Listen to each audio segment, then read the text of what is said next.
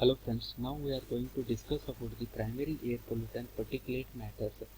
The particulate matters are refers to the solid or liquid particles are suspended in the atmosphere or in air. We are going to call it as particulate matters.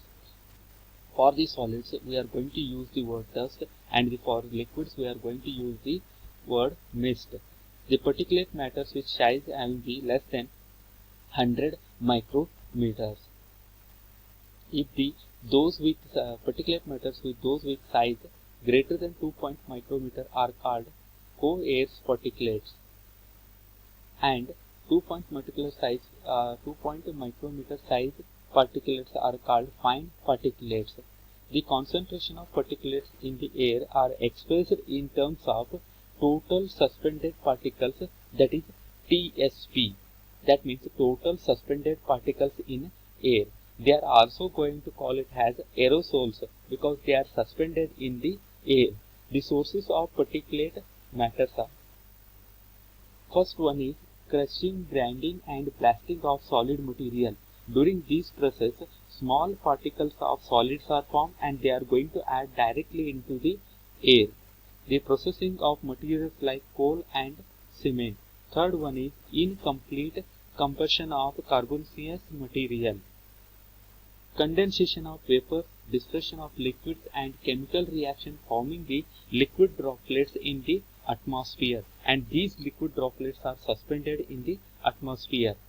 The sulfuric acid, nitric acid mist associated with the acid rain interact with ammonia released as a result of biological decay processes to form the ammonia salt. That means the ammonia gas which is added by the biological oxidation of bacteria for the degradation of biological waste, and that ammonia is added to the atmosphere, and sulfuric acid and nitric acid formed by the sulfur dioxide and nitrogen dioxide, they are going to react with ammonia and they are going to form the ammonium sulfate salt and ammonium nitrate salt, and these salts are suspended in the atmosphere.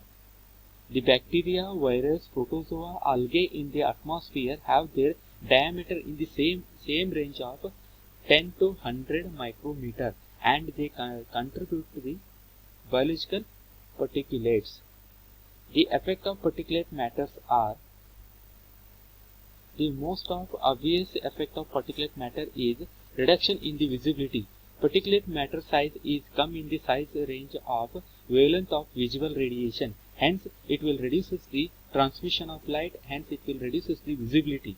The asthmatic people have been found to be adversely affected by even small concentration of aerosol particles. Some of the particles enhance the effect of their pollutant. Combined effect of particulate and other pollutant is there greater than the sum of their individual. That means these particulates are going to interact with other pollutant, and they are going to cause the greater effect on the environmental health.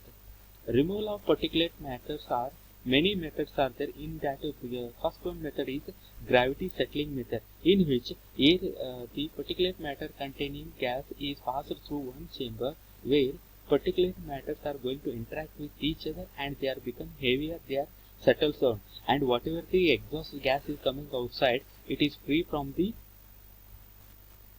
particulate matters. Centrifugal method. By using the centrifugal force, they are separated from the exhaust gases. And in the fabricate filter, during the fabricate filter, gas is passed through the cloth bags, in which this cloth bag can allow air can pass through it, but not particulate matter. So that these particulate matter which cannot be passed through cloth bag, they will settle down, and whatever the gas coming outside through the cloth bag, it is free from the